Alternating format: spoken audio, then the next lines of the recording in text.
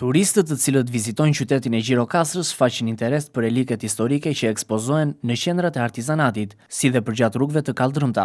Tërheqëse për vizitorët e huaj janë veçanërisht materialet e periudhës së komunizmit, armët relike e të tjerë. Janë goxha të interesante, sepse kanë historinë e komunizmit. Jo të gjithë i duan, po janë interesante, bëjnë fotografi, kush është koleksionist i blen, tregon historinë. Turistët që kanë kaluar kohën e komunizmit, që janë nostalgjik të asaj kohe, dikush nuk i ka ruajtur në vendin e vet, siç i kemi ruajtur neve, që janë produktive, duhen, kanë historinë, kanë shumë, kanë nga Polonia,